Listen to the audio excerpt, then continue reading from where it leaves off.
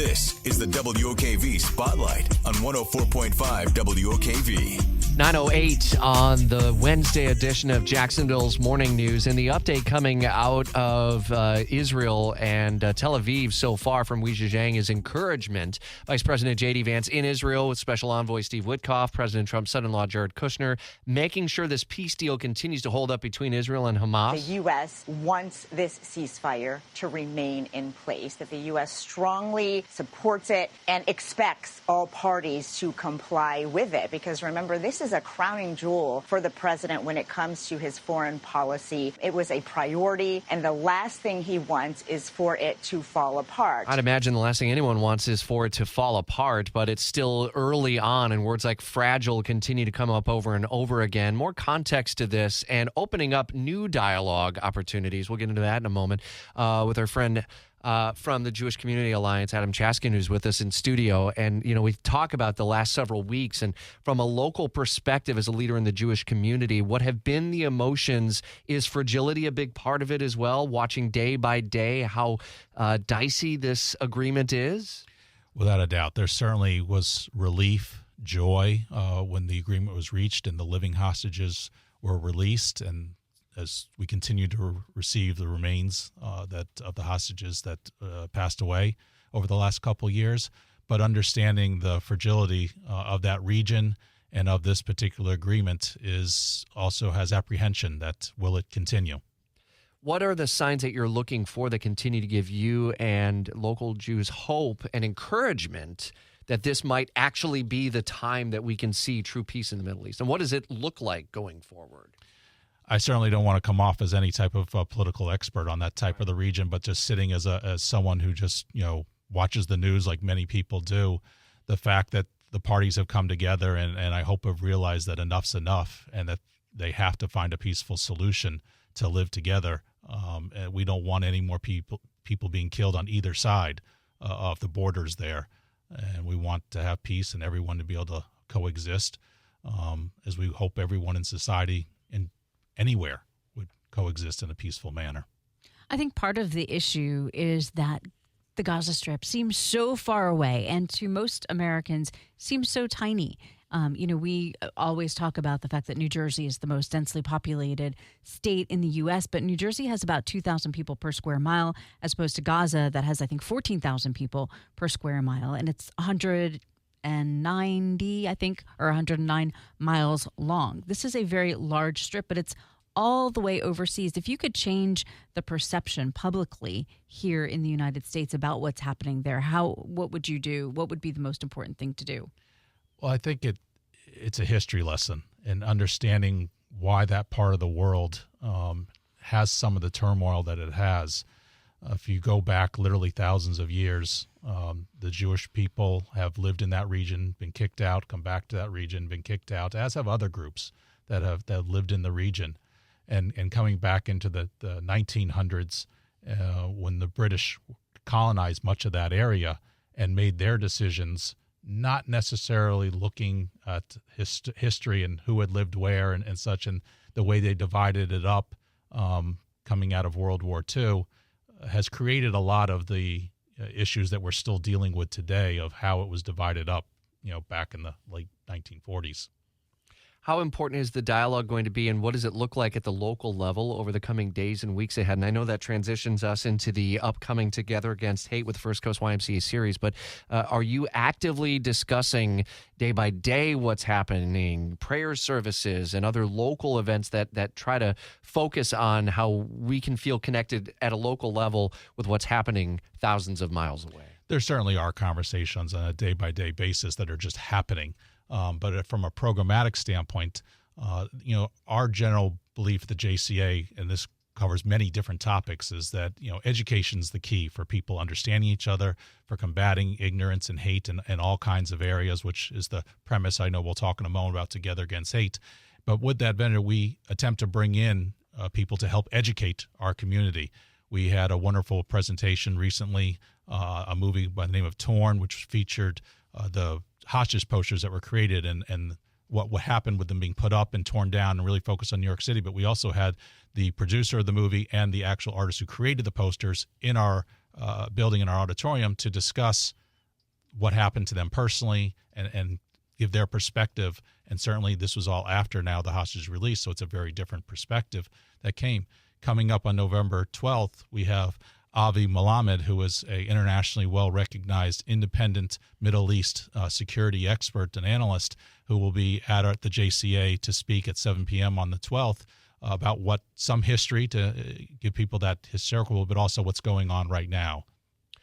It's important, it seems to you, and you're being very deliberate to ensure that there is this independence with these discussions. Why is that so important? Well, we live in a polarized community, and certainly that's another discussion is even why, but the reality is we do.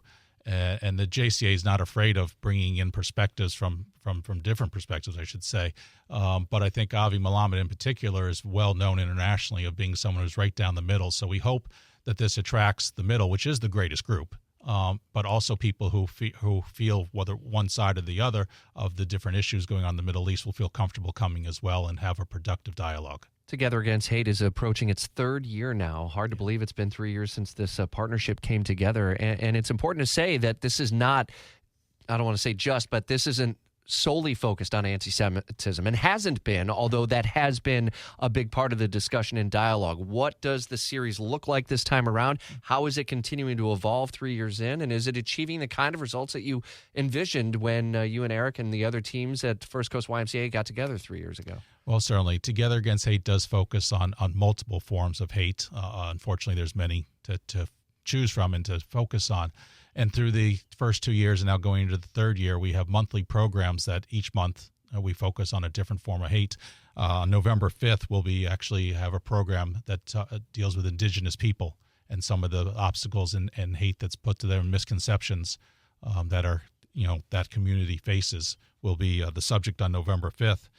We do follow up on November 24th with a program on Jew hatred. And then we'll have subsequent programs on human trafficking. We'll also focus on the Muslim community and have a Ramadan program and some of the Islamophobia and other issues that the Muslim community faces.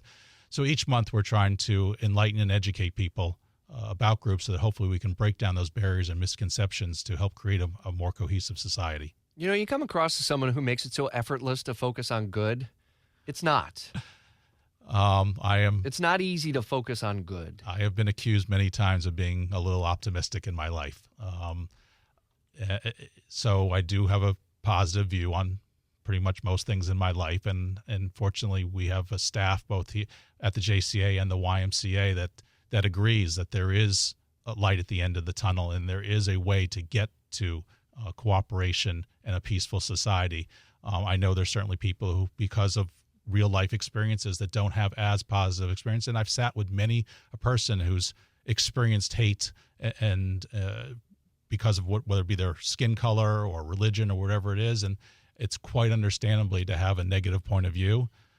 I believe it's important that we still recognize that there are positive things out there and emphasize those positive things as a stepping stone to create more. I do want to correct myself from before. The Gaza Strip is 141 square miles, so I just want to put that out there. But I also want to say it's really great that you're doing a Ramadan dinner in February, because what better way for people to create understanding and unity than by breaking bread with one another? Yes, food is a great connector. Right. Food and sports, to be honest, as I have found in my life, are two of the best ways to connect people that don't necessarily appear to have the same opinions going in. Those are two ways that we can connect people, and right now we're going to take advantage of the food part of it. We'll work on the sports later. Yeah, we got a ways to go with that. They got a bye week, so at least the Jags have a chance to regroup as you all are regrouped and refocused on the upcoming Together Against Hate series. How can people get involved?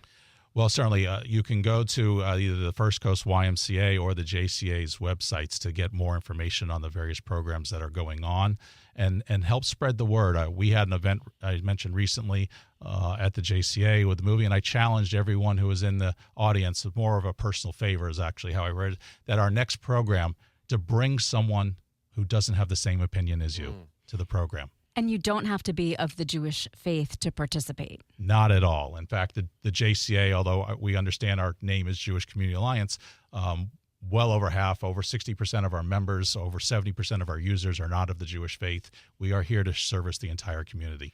It's fascinating that you bring that up, though. Bring someone with you, a plus one who is not maybe of the same mindset, because so often, and again, we're not getting political with it necessarily, but we've heard so many relationships that have been severed in recent years because of disagreement. You're actually leaning into the bring someone who you purposefully disagree with and be intentional about it. No, certainly. To use my faith, or the Jewish faith, certainly after October 7th, a couple years ago, there were a lot of relationships that I know of Jewish friends that broke off relationships with non-Jewish friends, if nothing else, because of the lack of communication. And I think a lot of people, they don't know the information, and they recognize something horrible is happening, but they don't know really what to say. And so I lean into it. I mean, the majority of my friends are not of the Jewish faith, and I did my best to actually reach out to them, because there was that awkwardness that exists. Like, you don't truly relate, even though they're your friend, you don't have the same experiences, and you sometimes don't know what to say. And that applies to many other things, whether it's, racial issues that come up or religious issues that come up. Sometimes I think, at least in my case, you need to step forward and reach out to the people who aren't experienced it. You can't always expect them to reach out to you. Listening is such an important thing for us, and to also break bread and have some ways to be able to bring people together. Jewish Community Alliance is how you can connect, and the first series is focused on Indigenous people with the JCA. That's on November 5th. So a very busy lineup that's coming up. And again, value the insight, obviously, as the story continues to change. What's the one sign, what's the one vision that you've seen that gives you the most encouragement that this Mideast peace plan is going to hold? Is it a visual? Is it a moment? Is it a reuniting of a hostage, perhaps? The one thing that you're holding on to? I don't know if it really is an indication that the peace process will hold, but just personally, the release of the living hostages was incredibly important to not just me, but to obviously many people, and most importantly, the families of those people. And certainly we don't want to lessen the importance of the returning of the remains of the remaining hostages, so those families can have closure. But it removes an obstacle that was there that was preventing peace. And now that the hostage has been returned, it's one thing that's check it off the list of ways we can get along, because it's one thing that's no longer an obstacle. Appreciate the conversation. Adam Chaskin is CEO of Jewish Community Alliance, and you can find more on this upcoming alliance conversation series, at Jewish Community Alliance's site. WOKV News Time, 9:20.